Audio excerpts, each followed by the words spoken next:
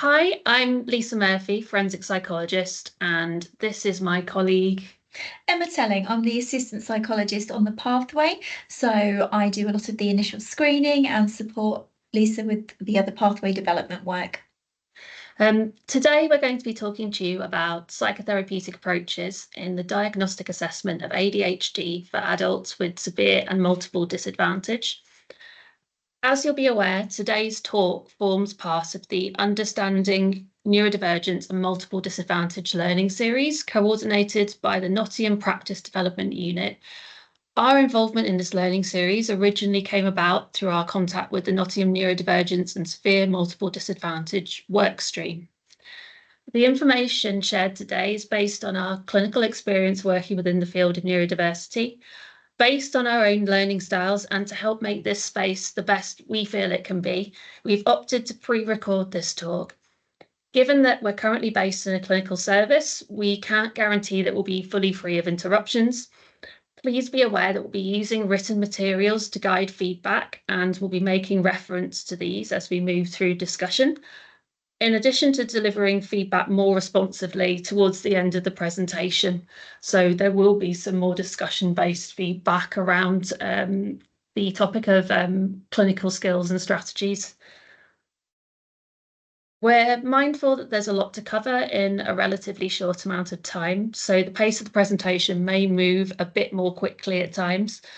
Our introduction section has also been extended as discussion around our service and the work we do forms the basis of this talk.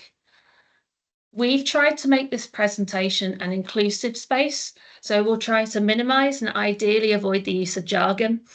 We'll also aim to provide a baseline overview of ADHD for anyone not familiar with this area. However, there are aspects of discussion that will contain more specialist clinical information. We're also conscious that different terms are used to describe people who access healthcare services, with our organisation using the term service user.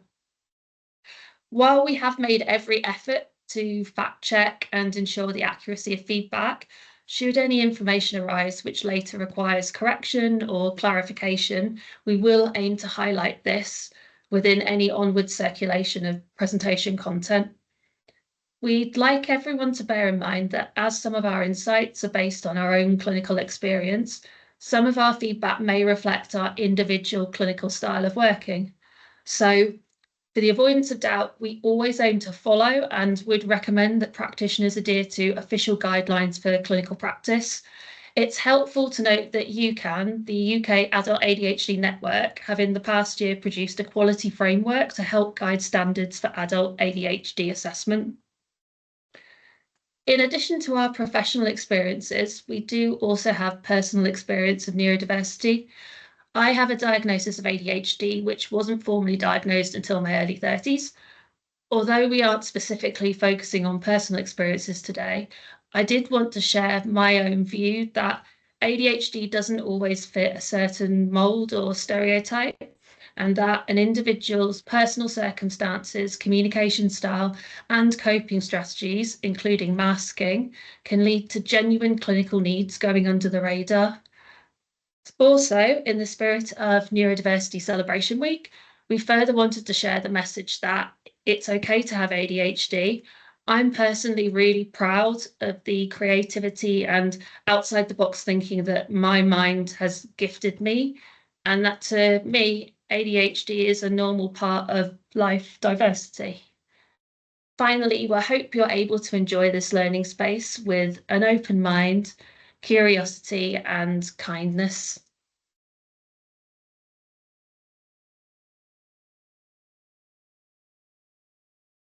Okay. So, what brings us here today? Before moving into the main talk, we wanted to share a bit more about our role working with ADHD and neurodiversity, what we hope to offer you in this learning space, and how information shared today might contribute to your own practice and development. In relation to our professional roles, I'm a forensic psychologist, so I have specialist psychological knowledge and skills relating to working with risk issues and how this might link in with the criminal justice system. However, the main remit of my practice has predominantly been working as a trained clinician in mental health settings, delivering psychological interventions, typically working with complex trauma and complex psychological needs. I'm particularly driven to support people who have complicated or hidden needs. I try really hard to advocate for people whose needs aren't easily met in mainstream services and who might find themselves struggling to access support due to being different or not fitting the mould. I've been working in the area of ADHD for the past 3.5 years. And Emma, if you'd like to introduce yourself. Yeah, so I'm the assistant psychologist in the pathway, as I've already said. And before doing this, I was actually a primary school teacher, worked a lot with neurodivergent children, and became really interested in the impact of this on actually self-esteem and self-efficacy. And sort of did a lot of research around that. So really excited to then sort of come into this pathway and work on this. Both Emma and myself work within Change, Grow, Live Nottinghamshire psychology team. So for anyone unfamiliar with Change, Grow, Live, we're a leading charity providing treatment and support to vulnerable people facing addiction, homelessness, and domestic abuse. We support about 115,000 people across more than 160 services each year, of which 72,000 people receive structured treatment programmes. And in Nottinghamshire, we're commissioned to provide substance misuse services, or substance use, I should say. In October 2021, following a grant from the Office for Health Improvement and Disparities, we started the process of developing an ADHD assessment pathway. We'll talk about the pathway in a little more detail going forwards, but in summary, the pathway is a short-term psychotherapeutic assessment process for adult service users accessing drug and alcohol support in Change, Grow, Live Nottinghamshire under the criminal justice pathway. So service users who are working with probation, and specifically service users who may have undiagnosed ADHD. We currently have 3 clinicians in the pathway team. So in addition to myself as pathway lead and Emma, who we also want to know works under qualified supervision. So supervision's a really important part of the work that we do. We also have our lead psychologist, Kathy Hook, who is a consultant clinical psychologist. Myself and Emma contribute to the direct clinical delivery and development of the pathway, while Kathy provides wider oversight as part of the Nottinghamshire Psychology Service offer. I'm based in service 2 days a week, while Emma's full-time. So we're a really small resource, but we try to work with the resources that we do have, and keeping in mind that we do feel that we can make a difference, even though we're a small team. Previous team member, Chloe Hammond, assistant psychologist, was also an integral part of the pathway development and delivery. In discussing the pathway, we're really keen to emphasise that a huge amount of time and effort was initially invested in developing this framework, and to ensure that what we offer is evidence-based, it follows recommended guidelines, and works to meet appropriate clinical standards. Our pathway team have all access specialist ADHD training, which was via the UK Adult ADHD Network. We have experience working in the mental health field and with other psychological conditions, and we access specialist consultation from a local NHS neurodevelopmental service to help guide the work that we do.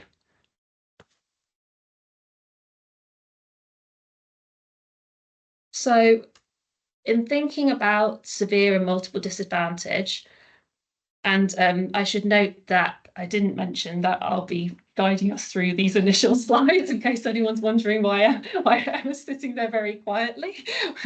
So we are going to swap around in terms of our feedback, but I shall continue. In thinking about severe and multiple disadvantage, we wanted to touch on how the work we do is relevant to service users, our service users with SMD. So as noted in the slide, SMD refers to people who have 2 or more of the following needs: mental health issues, homelessness, offending, and substance use difficulties. In order for us to better understand SMD among our service users, a couple of years ago, we completed a clinical needs analysis. So essentially, this was a process in which we used existing data collected in our service and by healthcare services nationally as part of the National Drug Treatment Monitoring System, so NDTMS. And we were wanting to use this data to understand the demographics, personal circumstances of our service users. Due to restrictions around information sharing, we're not able to disclose full details of data outcomes, such as what regions the clinical needs analysis covered and over what time period specifically. We can say that NDTMS data for over 4,500 service users was analysed, which is quite substantial. There will be a handout which shares further details of the clinical needs analysis. The handout will be a copy of the image on the slide. In terms of SMD outcomes, we found that for substance use, roughly 6 out of 10 service users of the 4,500 reported their primary substance as being alcohol, with the remainder reporting this to be drugs. Offending behaviour, so roughly 1 in 7 service users were classified as being under the criminal justice system. Mental health issues, 3/4 of service users reported having a mental health need. There wasn't specific data that we used in terms of the analysis, which outlines diagnostic considerations or the nature of mental health needs. Homelessness. So this area wasn't well captured in the data set, which is a need in itself. So only about 2,000 service users confirmed their housing status, which is still a huge amount, but obviously under half of the total number of people whose circumstances we looked at. Of the people who did respond, to clarify their housing status, 1 in 5 reported not having no home of their own. I think it's important to note that no specific data relating to neurodevelopmental difficulties is currently captured as part of the NDTMS data monitoring. So just to clarify as well, this is a national issue, but something that as an organisation, Change, Grow, Live have been keen to explore further. The service users who have accessed the ADHD pathway all at a minimum meet the criteria for SMD, due to accessing CGL for substance use support and being under the criminal justice services in the pathway that we work in. Mental health and housing issues have also been common areas of need. In thinking about severe multiple disadvantage and undiagnosed ADHD, we've seen a number of barriers for service users hoping to access diagnostic assessment in community services. Other than lengthy waiting lists for NHS services, we found that accessing the assessments in the community can often be out of reach for people with SMD. So, God, that made me jump. Nothing made me jump. The computer just made me jump. So we're just keeping everyone on your toes. You think I'm just reading a script, but it's real life. So in explaining more about this, we realised this feedback's generalised. At baseline, diagnostic ADHD assessment can be delivered across a recommended 2 hours minimum direct clinical contact time, and that's outlined in those UCAN AQAS guidelines. So this potentially equates to a couple of appointments. Prior to appointments, service users might be asked to complete questionnaires exploring childhood ADHD symptoms and current life functioning. They may need to organise someone who knows them well to share collateral feedback regarding their ADHD symptoms, ideally over their life course. As part of the assessment process, they'll be asked to discuss personal and potentially sensitive information regarding their life history, which, given the relatively narrow timeframes for assessment, would need to be discussed quite intensively, potentially. Service users need to organise themselves to both remember and attend assessment appointments consistently, or there could be a risk of discharge. So if you forget, you're late, you forget to cancel, or don't cancel with good reason repeatedly, this will likely be problematic, understandably. However, this pattern of behaviour is also tied in with ADHD symptoms. There's also considerations around finances to travel to appointments, needing to be mentally and psychologically stable enough to attend, and having enough stability to manage offending behaviour or risks. There's for some people with SMD potentially social anxiety to contend with, where just leaving the house is potentially overwhelming, being around other people. There might be communication barriers, such as having no fixed address to send letters to, or in terms of actually stability, quality of life, no mobile phone to coordinate contact.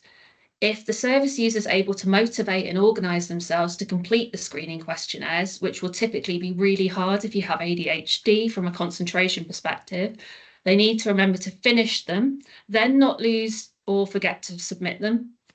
For anyone who's experienced relational trauma, there's often an immense fear and mistrust of talking to professionals, or more broadly, talking about emotions.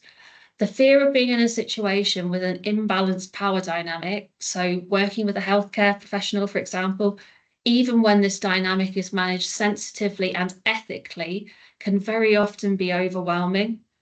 Assessment appointments might not be in person, and I think I've just moved the slide unhelpfully. Do you know how to get back, Emma, by any chance? Should be something. There we go. Excuse me. Assessment appointments might not be in person, so could be offered remotely online, which can be a real barrier to anyone who struggles to communicate and form therapeutic connections, essentially in a video meeting, or for people that meddle with computers and do what I just did as well. An additional consideration is that in order to determine a diagnostic outcome, the full range of possible comorbid psychological conditions in addition to or instead of ADHD needs to be considered.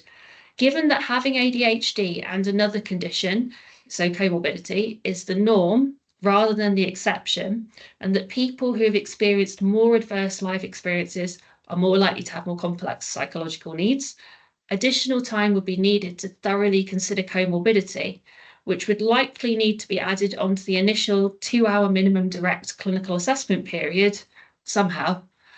So the potential barriers to accessing services are immense, and we haven't even covered them all. That's just an overview, obviously, and likely without reasonable adjustments, actually accessing the services can be really unrealistic in terms of needing an assessment.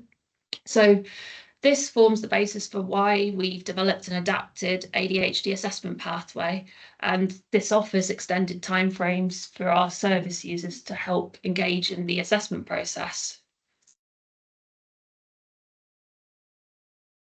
So, having given such a thorough introduction, it's important to outline how this space will be relevant to you, we hope, and what you might be able to take away. Thank you for sticking with us. I'm also wondering what else I'm going to do to confuse them before we get to the end, but keep watching. The information shared today is something that we hope will be beneficial to everyone, from anyone hoping to better understand or gain insights into ADHD to clinicians hoping to broaden clinical knowledge and skills. In a nutshell, our hope is that by the end of today's talk, you will have gained a better awareness of how to support service users with severe and multiple disadvantage in overcoming barriers for diagnostic ADHD assessment, and also how incorporating psychotherapeutic assessment techniques into clinical assessment can support this process. We also hope to promote compassionate and trauma-focused approaches. There are a few important caveats to consider, which I'll run through quickly. So, as previously noted, feedback shared is based on clinical experience and is not intended to replace formal guidelines. Only clinicians with appropriate training and competence should facilitate diagnostic ADHD assessments. Severe and multiple disadvantage. To date, we've not had the opportunity to support service users who are street homeless, so our feedback will therefore not fully address this area of need. Forensic populations, there are relevant risk assessment and management considerations, which we won't be going into today, but should always be considered within the course of clinical work. Comorbidity, so that's a huge area, a huge part of ADHD assessment, and would arguably form the basis for another full presentation. Substance use, So considerations for facilitating ADHD assessment within the context of ongoing substance use won't be covered in detail. We would like to stress that substance use should not be a barrier to undertaking diagnostic ADHD assessment, and that we do not promote or require abstinence as a prerequisite to access assessment. So we do work with these barriers, and we clinically are able to navigate these challenges, which we feel is really, really important. And the client group, so feedback will cover ADHD assessment for adults. And here's an overview of the key areas we'll be covering today, in addition to the feedback that we've shared around our service and role working with service users with SMD. Understanding ADHD and the diagnostic assessment process, understanding the role of psychotherapeutic assessment within ADHD assessment for SMD populations, and psychotherapeutic assessment strategies within ADHD assessment for SMD. And overall, we wanted to share a key message, a takeaway, we hope, from this space. And our message is ADHD will often look different for service users with severe and multiple disadvantage. There is no one-size-fits-all approach. We'd really encourage everyone to think about what this statement means to you. I think it's important to reflect on how this sits with your values and what meaning it might have for you and the people around you going forwards. So it's me. What is ADHD? So it is a neurodevelopmental disorder which affects around 5% of children, as reported by ADHD UK, and then an estimated 3 to 4% of people receiving a diagnosis of ADHD in adulthood. So according to ADHD UK, there is no one cause. It is considered to be a result of an often complex interplay between genetic and environmental factors, with genetic factors actually being responsible for between 70 and 80% of the probability. So the symptom areas of ADHD include hyperactivity, impulsivity, and inattention, which are functionally impairing across at least two settings, such as home life and or school or work, should I say. ADHD is often associated with differences in cognitive function, including the attention, problem solving, vigilance, inhibitory control, language processing, and memory. Other functions such as sensory processing, motor skills, and emotional regulation can also be affected. Some of the impairments related to ADHD may have significant impacts on multiple aspects of a person's life and carry many associated risks, which we often see within our clients in the SMD. That's me. Okay, I shall move on. Thank you very much. So thinking about how ADHD is diagnosed, I get for awareness, and obviously this forms the foundation of the work that we've been doing, and people may have different levels of awareness of what this process is. A diagnosis of ADHD is typically informed by guidance in the Diagnostic and Statistical Manual of Mental Disorders.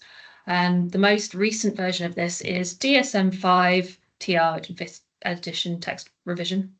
It's one of the main guides used by healthcare professionals to inform mental health diagnoses, often used by psychiatrists. I hope I'm not generalising there, so I may need sort of update my knowledge if that's not the case. And the other guide is the International Classification of Diseases, so ICD, or the most recent version being ICD-11. DSM-5 criteria lists the 18 ADHD symptoms, of which the types of those you kind of just touched on. So they're clustered between inattention symptoms and the hyperactivity, impulsivity symptoms. According to DSM-5, for a diagnosis of ADHD to be made in adults, the following must apply.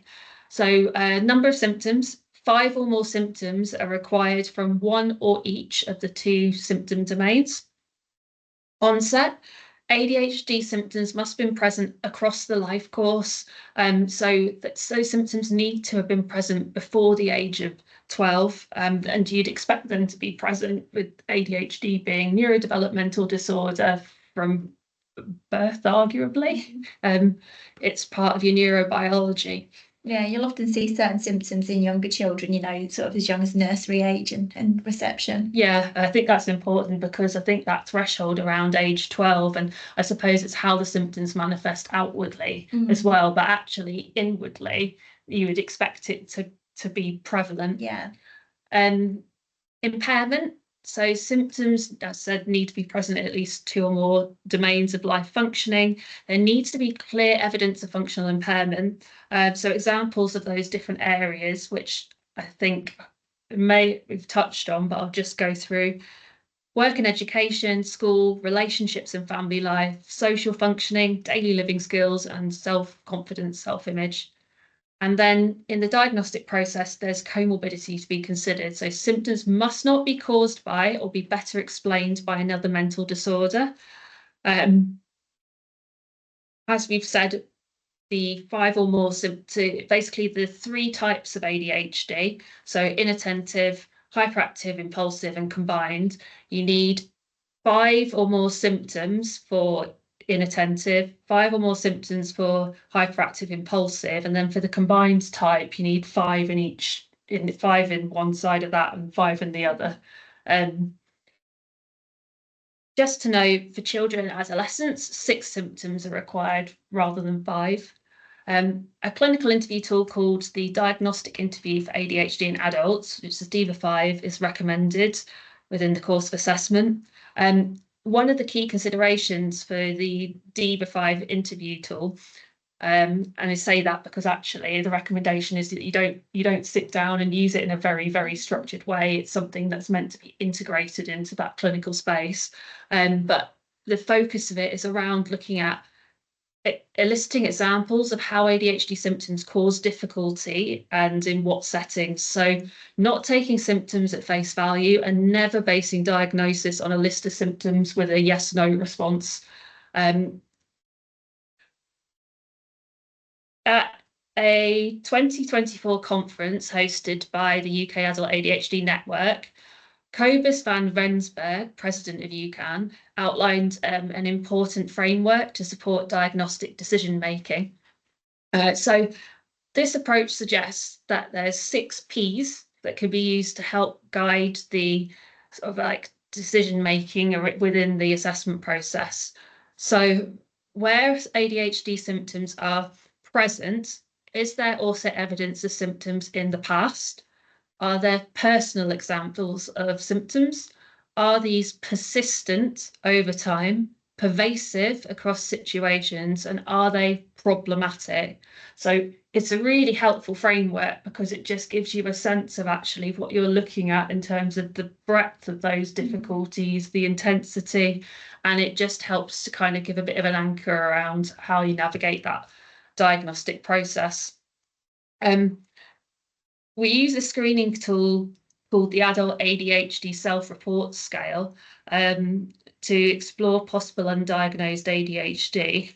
I think you're going to touch on that a little bit, Emma, potentially. Which one? The ASRS, yeah. I think it was just around considerations in using it. Yeah, just briefly touch on that later. So I think I'll kind of let you cover that, okay. But if there's any other bits that come up, we can always return. Moving on. I think talking through some of the vulnerabilities that come with ADHD. Yeah. So we think about sort of the hidden costs of ADHD. So in children and young adults, many studies have highlighted that the health risks associated.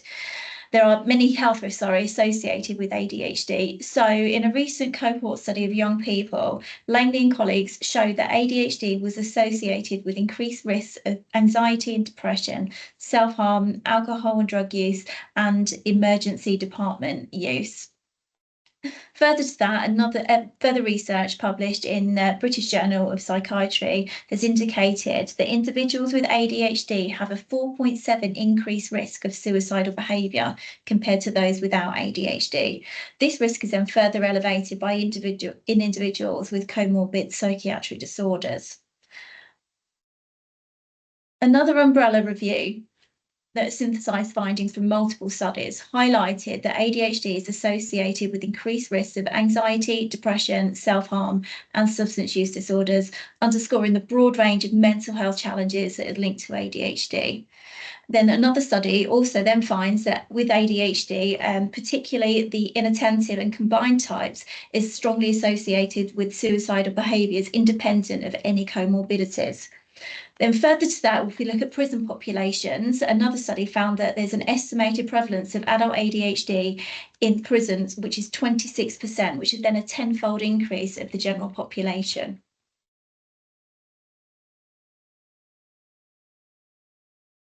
So further to that then, Another study has found that individuals with undiagnosed or untreated ADHD often present with higher levels of polydrug use, more severe addiction, and an earlier initiation of substance use. So in addition to all of this, people with ADHD are also reported to be at higher risk of other difficulties, such as being more prone to accidents and injuries due to impulsivity and inattention, sleep problems such as insomnia and restless sleep, and then also evidence that suggests that there's a higher prevalence of eating disorders among people with ADHD as well. So just to compound all those already immense difficulties, there's also been suggestions that individuals with co-occurring mental health conditions and substance use disorder are actually more likely then to face barriers to treatment as well.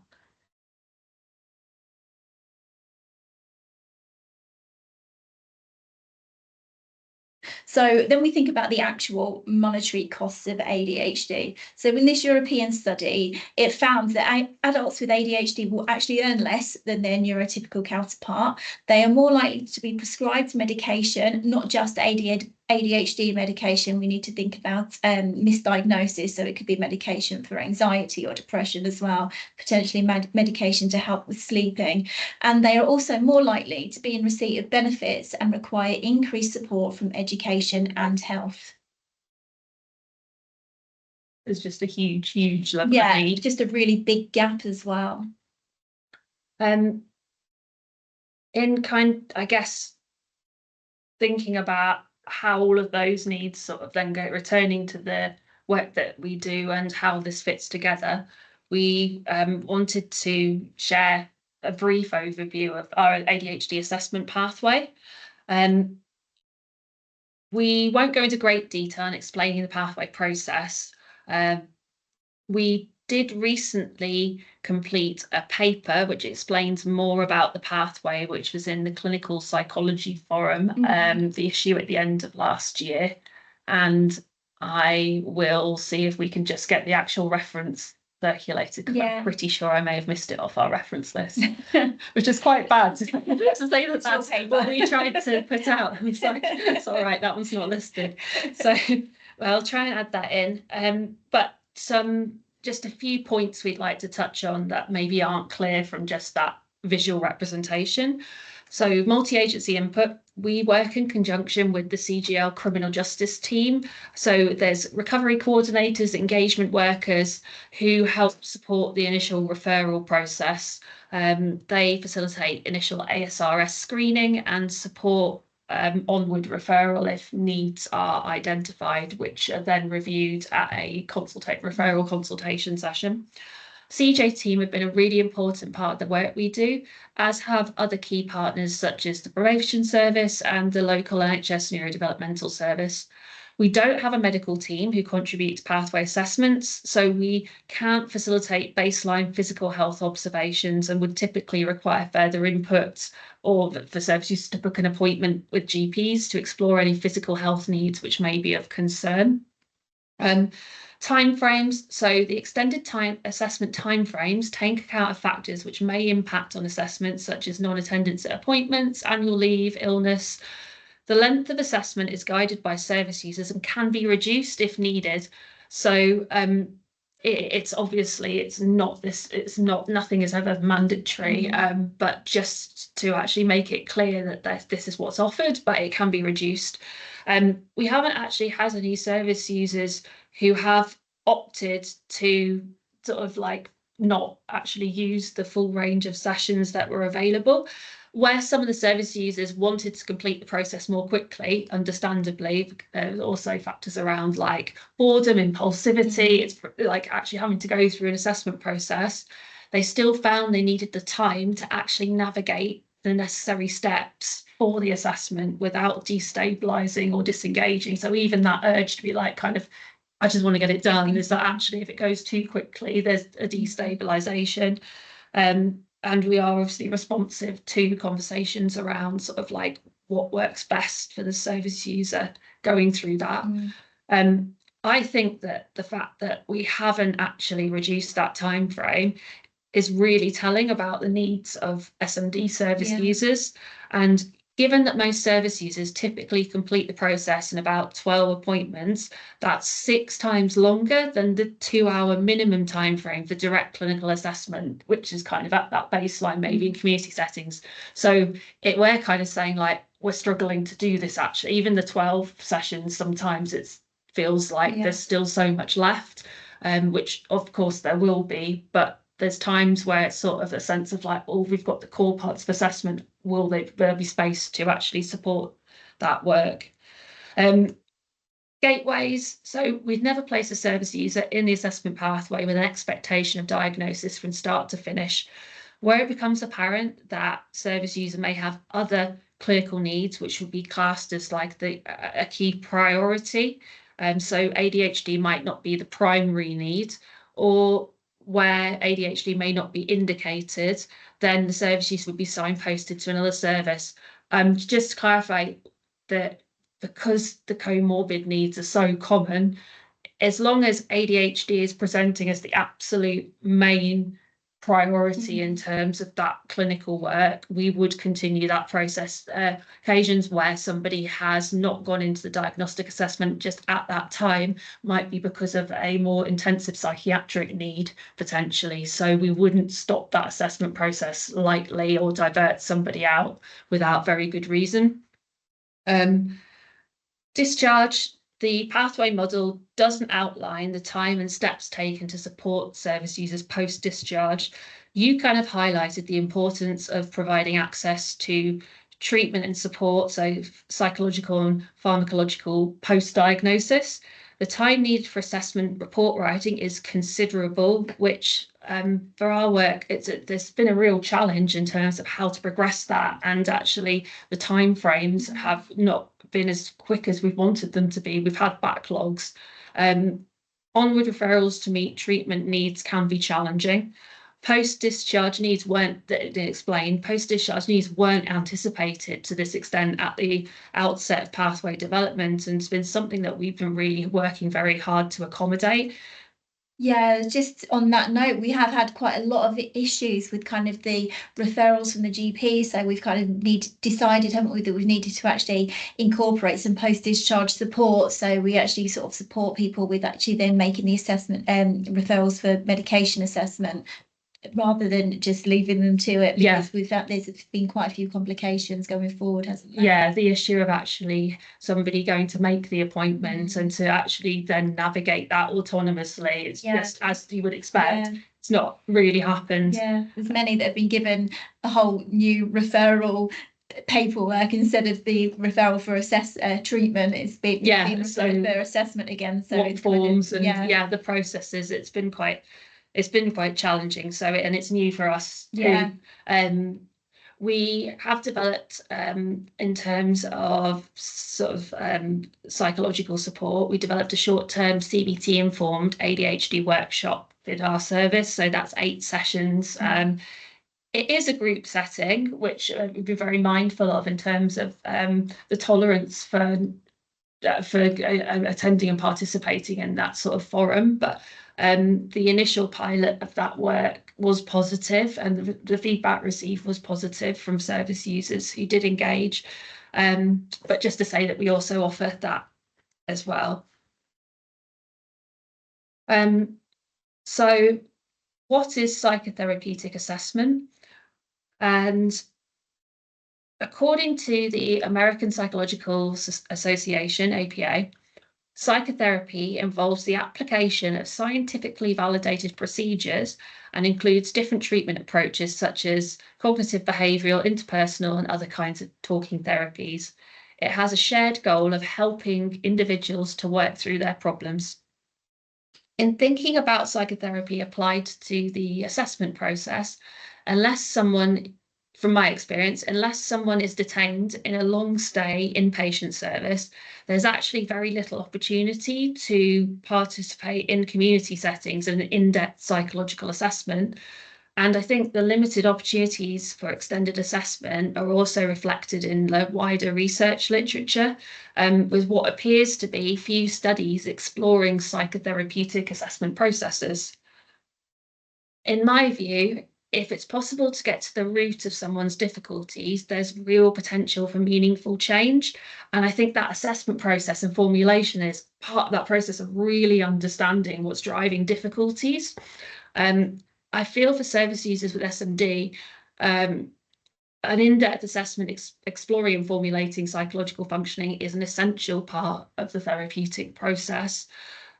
Also, I think for service users with SMD, incorporating psychotherapeutic principles and techniques into clinical process is an essential step in helping them to stay engaged and also hopefully gaining wider therapeutic benefits other than just for diagnostic purposes. I will try to be mindful of time. So there's a couple important models and some theories that really inform our focus around what psychotherapeutic assessment means within our pathway. So there's the phase-orientated treatment model, which has 3 stages, focusing was developed by Judith Herman, and it's within the context often of sort of trauma-focused work. The initial stage of that treatment model focuses on safety and stabilisation. So developing psychological safety and coping strategies to form resilience.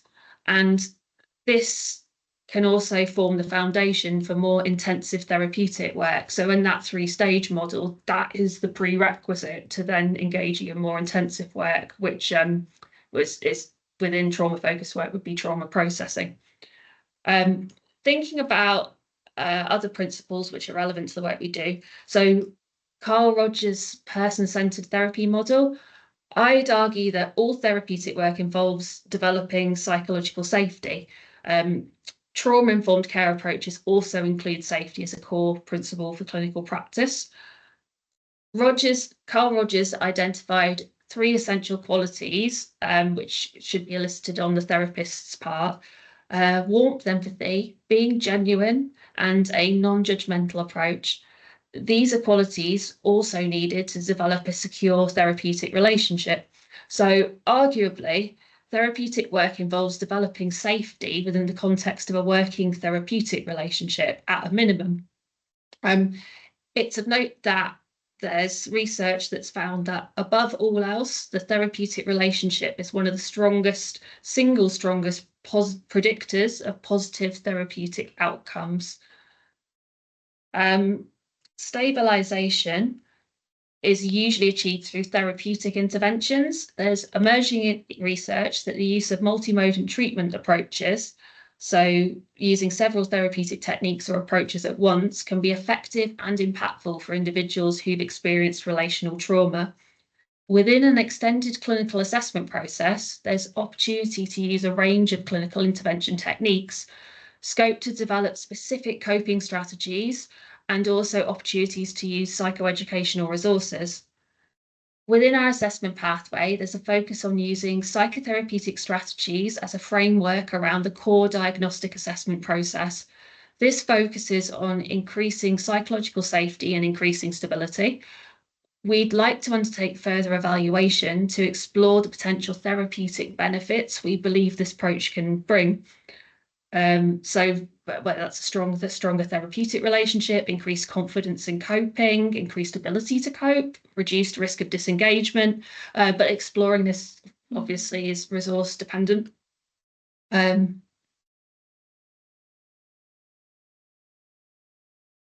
So when we think about the psychological manifestations and vulnerabilities of ADHD, we'll look at kind of the certain aspects of ADHD as well. So we will think about the inattention and how people find it really difficult to sustain attention during appointments. You know, sometimes they get really easily distracted by things going on and become really forgetful.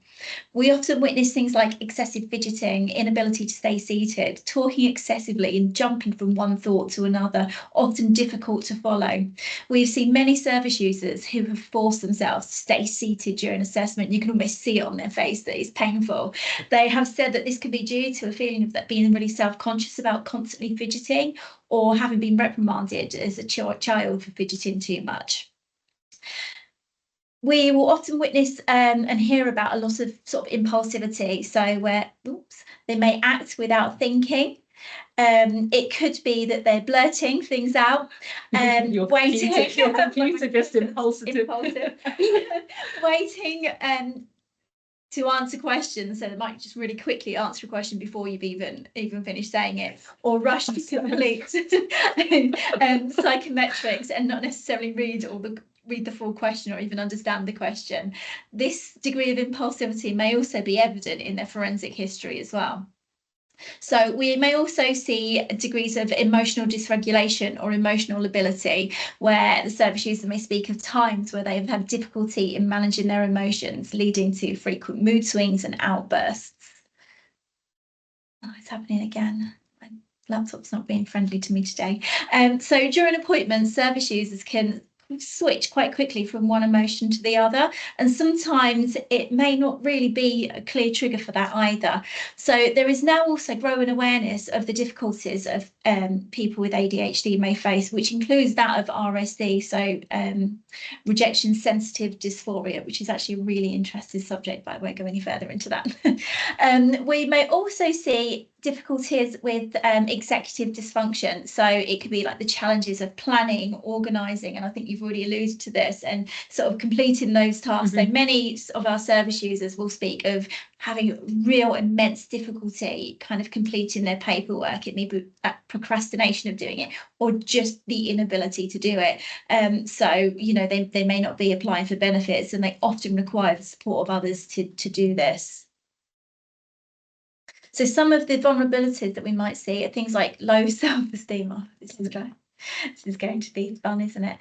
So low self-esteem. So this could be due to perceived repeated failures and criticism. So many have reported this to have started in childhood, often at school, where they were often labelled as the naughty kid.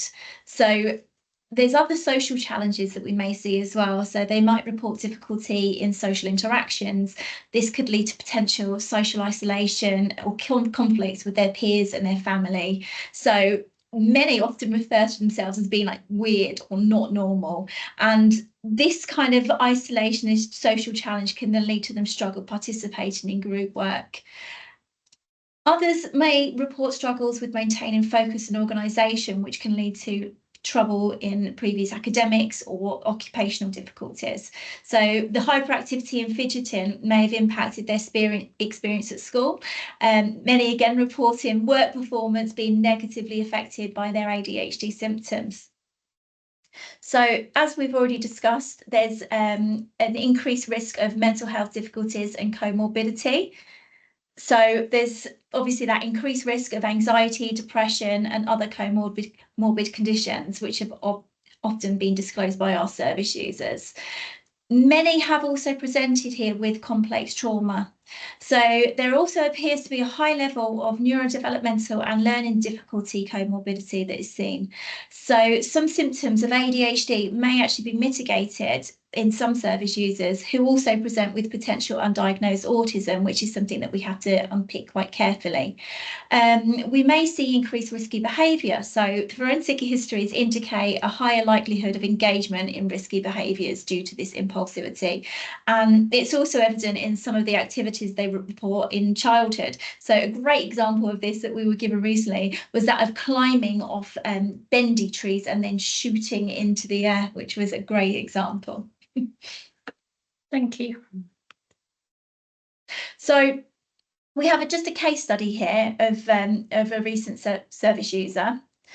And So this gentleman, he's in his 30s, is unemployed. He was referred to the pathway by his recovery coordinator due to the symptoms of undiagnosed ADHD.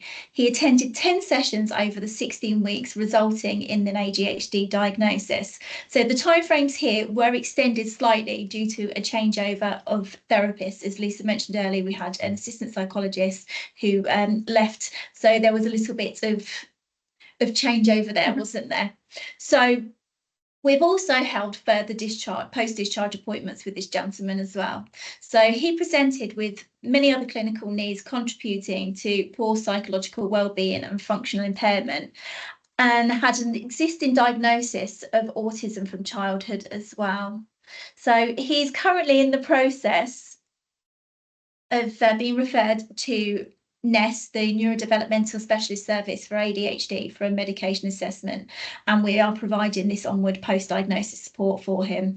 So in the time that he's been seeing us, he has reported and maintained abstinence from alcohol and remains in stable accommodation with his partner.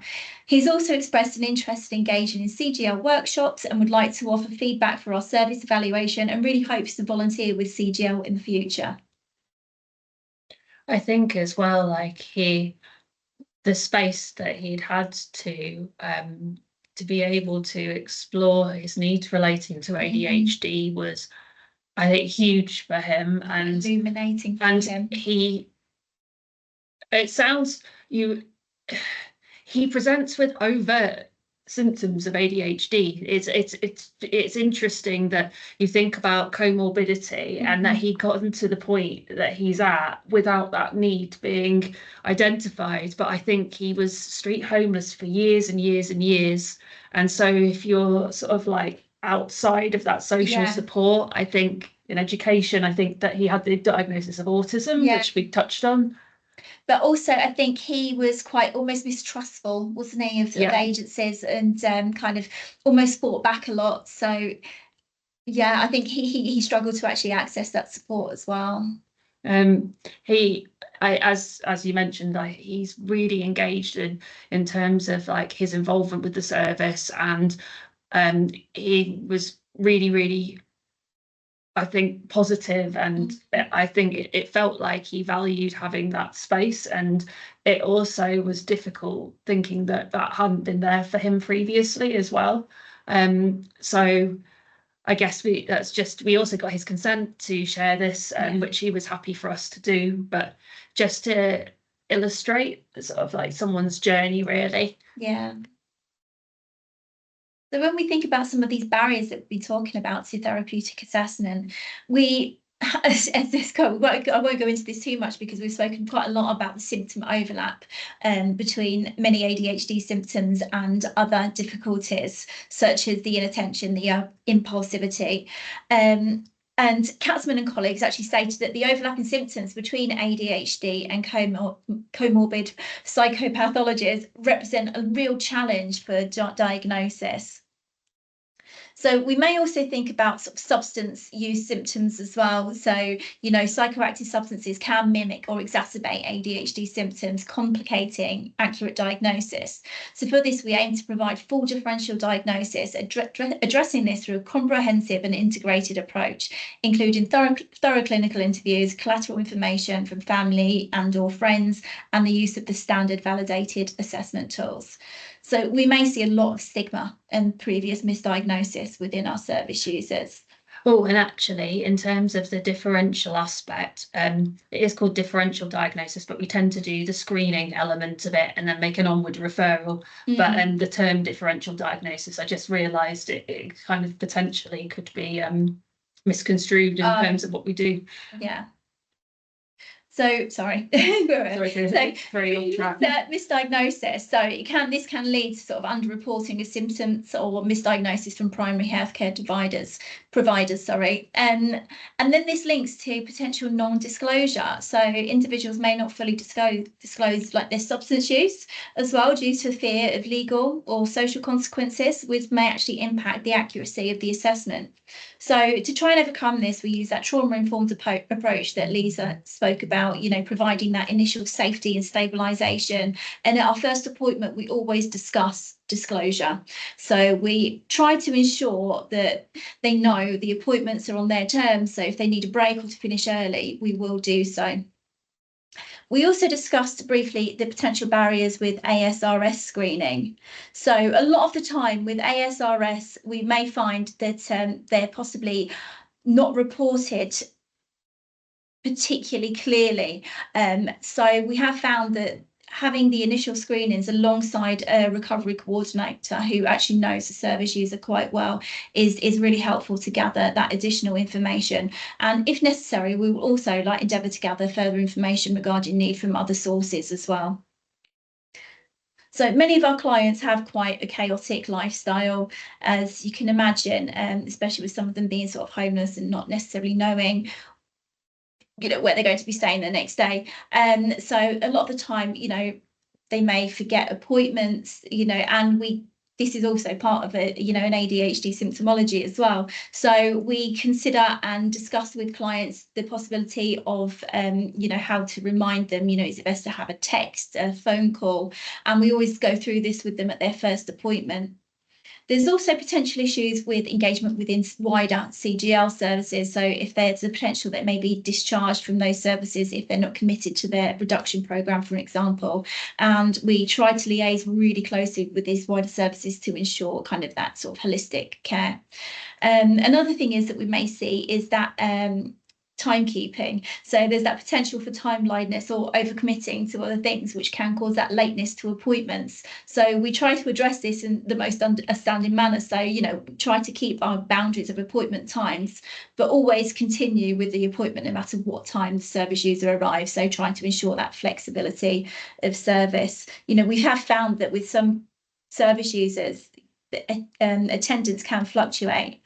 And as Lisa said, generally with other services, if that happens after 3 missed appointments, they'll be discharged, but we aim to kind of keep that as a little bit more flexible. So we say if it's 3 appointments consecutively, but we still try to be really flexible around that anyway, don't we? Yeah. And I think even with, like you were saying around, I think with the timekeeping as well, I think there are times where we do try and work towards the appointment time, but actually if there is space, then there's a bit of wiggle room. Yeah, it's maintaining that flexibility, isn't it? And then trying to work alongside the recovery coordinators to try and keep in contact as well, and anybody else involved in their care, just to try and make sure that they do receive that full diagnostic care from us. I was going to the point that you made around the ASRS screening. I was going to touch on you were saying about them not being completed particularly clearly, and we have found that sometimes when the service users have been completing those forms, there's some questions on it that are reverse direction worded, and if someone's obviously completing it really quickly, had people who've sort of gone that's absolutely me, and seen them doing it, and then they've ticked it, and if you've looked, it's did you mean to tick that end of it? And actually what they've done is they've ticked not at all, sort of it's reflecting not at all a problem, and when they were actually identifying with this is one of my biggest problems. So then if you just took away from that, if there wasn't someone maybe kind of unpicking it or sort of checking whether they've attended to that, if you just went away and just took the score from that at the end and looked at whether it met the threshold, that's a big drop in scoring potentially, and could be the difference between somebody accessing onward diagnostic assessment or not. So I think most services will try and use a bit more of a kind of informed integrated approach in referral, but it was just to highlight that one of those pitfalls that actually, if it's not completed accurately, that's going to completely throw it off. In terms of timekeeping, so we may require a reasonable adjustment. So we may need about 5 to 7 minutes of question time. I realise this is now at this point somewhat of a liberty. One of the difficulties is actually, as we've been going through this space, is I've noticed in terms of time blindness and just but the clock that we have monitoring the time doesn't actually reflect the exact time that we started this process. So it's very difficult, actually. I've been trying to gauge roughly where we're at. It's not going down to just an hour. So it's been quite a bit tricky to sort of keep track of that space. So I apologise for the late notice for the request, but if we are able to use a little bit more time to look at some of the clinical insights, I think it would be really valuable. So the priorities for psychotherapeutic assessment within the work that we do, and thinking about this, I guess it's really about moving outside of that diagnostic assessment process where you're looking at childhood questionnaires and that clinical diagnostic tool, personal history. So it's kind of like you've got those to undertake, but it's like what needs to happen around that process for somebody who comes in, their life circumstances and experiences reflective of severe multiple disadvantage. So I would say that focus would be around initially the attendance, getting them to the initial appointment. So going maybe putting in additional steps to communicate. Don't just rely on just a letter sent to somebody's house.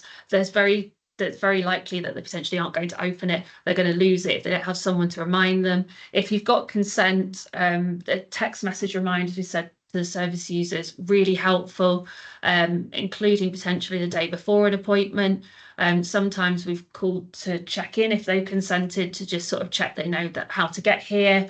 I think it's also about just establishing that initial, maybe not I'd say rapport, but just a little bit of a channel for contact. So to say when we do use text message as a tool for communication, it's not for emotional support, and we're very clear around the boundaries of that, but it's very much actually just opening that channel for logistical organisation. Building that working relationship, which we talked about in quite a lot of depth. Building motivation. So there may still be some ambivalence around coming and being involved in an assessment process, or just someone's really wants to do it but is struggling to actually put that into action as well. So I think working with that, acknowledging that, and if you ignore it and you kind of keep going like, right, okay, next week we're going to do this, the week after that we're going to do that, and you just keep this track of like, right, we're going to do this. If you don't connect with some of those obstacles or barriers, that person either potentially they might hide them because they might not feel able to talk about it, or they may feel like if there's this high level of pressure and expectation, then they might not feel confident enough to open up about the fact they're struggling. If you open up the conversation around how hard it is to go through the process, that then becomes a safe space. Active engagement. So I think it's about moving around, seeing, you don't have to do it all in obviously a specific order. What do they feel able to do? What's their mental state like? What would be beneficial for them? So really being focused on their needs. The obviously maintaining stability and considering people's limits of tolerance, which is something that we will come to. Boundaries and limits. So I think you said about that, kind of being aware of kind of where the limits of flex are, and also kind of still being, it's not about not being setting firm healthy boundaries either. So you can be flexible and have a healthy boundary, but it's kind of like, I suppose it's a message that it's okay to be flexible. You're not being like soft or a pushover, or however, there needs to be a point where if you can see that somebody might be kind of like, maybe they are wanting to push boundaries a little bit, which like I think sometimes people feel like that. It's like, oh, okay, this might be able to make this like a slightly more favourable for my experience. It's like it is still a two-way space. You're supporting somebody, but the therapist in that space, and sort of like that level of kind of a mutual respect is really important. And to be honest, I don't really think we've had difficulties around that, but I just wanted to touch on it. Interpersonal style. So in terms of the next slides and the sort of strategies we're going to touch on, they do centre around people coming, I guess, on some level having vulnerability that they might be bringing into the therapeutic space. where somebody might be coming into the therapeutic space, again, I don't think this necessarily fits with the work we've been doing to date. Most people have had that vulnerability. It's a core part of who we are. But some people, either as a defense mechanism or potentially there are people with more kind of risk-related personality traits. So at the very extreme, you might be looking at more sociopathic, psychopathic traits. In that context, if you're using strategies that are really vulnerability focused, that's not going to be a well-aligned fit. So it just wanted to touch on the just that awareness around sort of like what interpersonal traits and personality traits might be worked with. And within complex trauma, you can get a mix of the two. So you might find that a service user, their sense of self may have become maybe somewhat fragmented, or we all have different parts of ourselves. So to some extent, we're all going to have those different capacities for presenting ourselves and in potentially different situations, whether it's work, home, family, relationships, more playful side. So you can get sometimes a tougher side of that person. You can get a presentation where that person is perhaps more detached from empathy, callous, antisocial. That's where the risk behaviour is, violence, aggression, quite cold. And then the other side of it, you get this really vulnerable, empathic, compassion-focused person who wants to work towards recovery, who cares about other people. And we very often see this dynamic in the people that we're supporting. So it is just really important to consider those different elements. And that's something that is very much based on my clinical experience and the way I conceptualize people's difficulties. So psychological processes within ADHD assessment, I think it was just going back to working with, in our service, work with people who have substance use difficulties, potentially undiagnosed ADHD, and then comorbid complex trauma. And I think there was an earlier slide that said comorbid difficulties are about 85%. There's a study that looked at alcohol use, ADHD and traumatic experiences. And I think they were in that group of the people that had ADHD, there were about 100 of them, I think. I think like 85% of them had also experienced relational trauma. And then it went down to about half that, I think, for the people that didn't have ADHD. And that so it's just there's the study reference there. I think what we're going to touch on is considering avoidance. So the very direct, very structured approach for anybody with relational trauma is hugely intimidating, actually. There's the fear around power imbalance.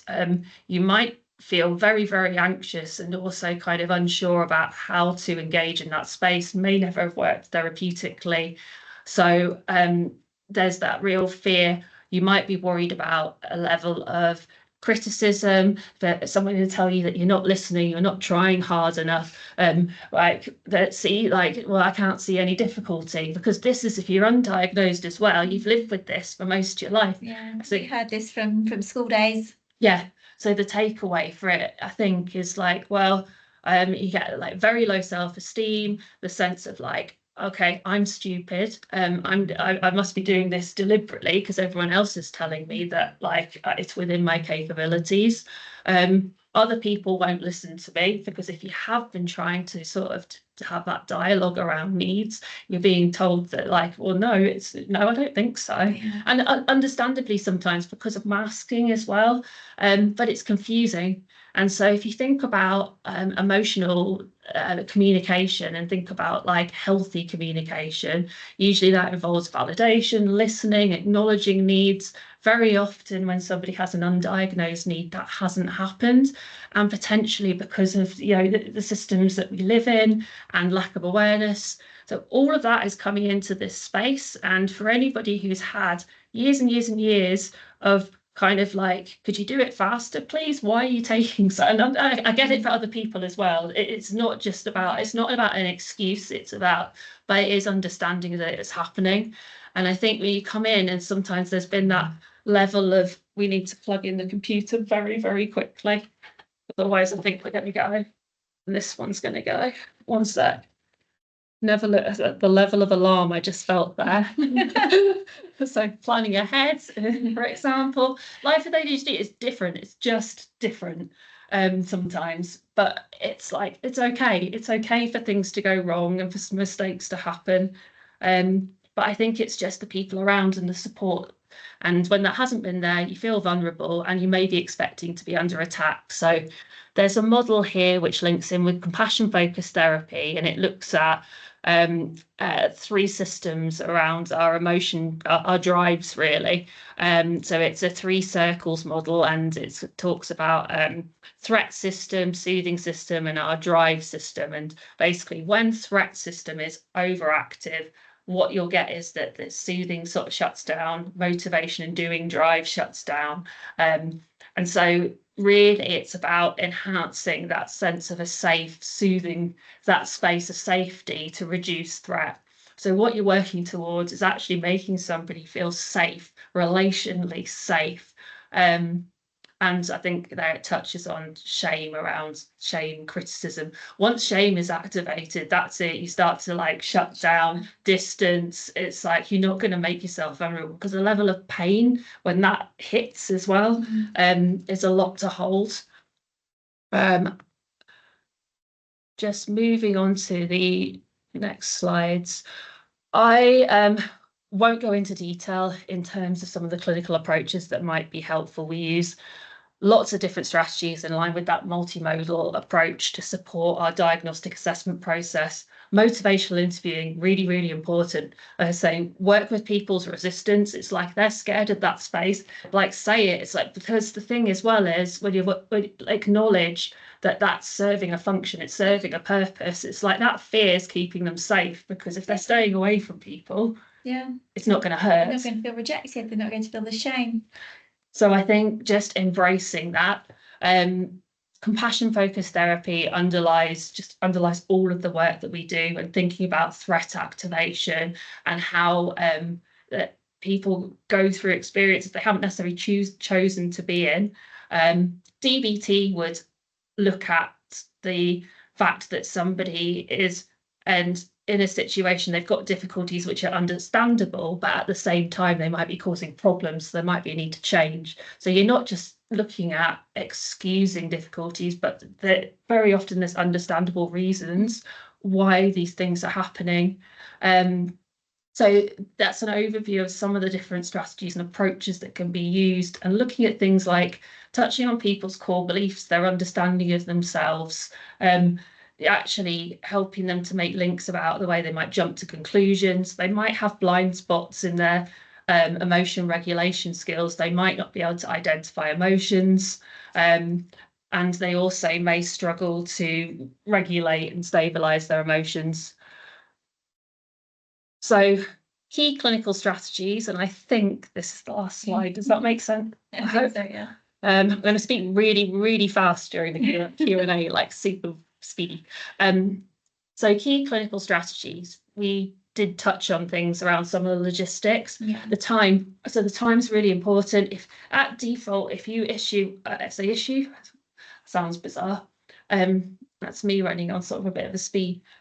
If an appointment is organised and it was just booked in, say at like 9 o'clock, and at default, most people potentially like that might be struggling with mornings with like mental health needs, or also substance use needs. So that can be a time of day where actually engagement potentially could be really low. It depends, because some service users may have comorbid needs, such as around like if they have autism, their routine and structure might lend itself to an earlier start. So just considering that person's circumstances. How far's the venue, the environment as well. So like, is it really, really busy? Is it really noisy? Are they going to be able to travel to get there? We, like we said, we don't, somebody, in terms of the appointments, the cutoff would be if somebody was incapacitated in terms of substance use. But we acknowledge that people have difficulties that they're working through. I would say a really important part of guiding the assessment is around checking in and asking people, it's like, how have you been feeling across the last week? And really sort of holding that rather than just a quick check-in. You can actually, I think, connect with people's emotions and some of their experiences. And then we tend to move into the assessment focus of that assessment session. And a lot of the time weave in discussion around their past experiences, personal history within that. I would say working with ADHD, not against it. It's like, it's okay that the structure is going to be really hard. It's okay for the work to look different. It is. And it's not saying about, oh, well, you don't need to try and develop those skills. It's just saying it's hard and that's okay.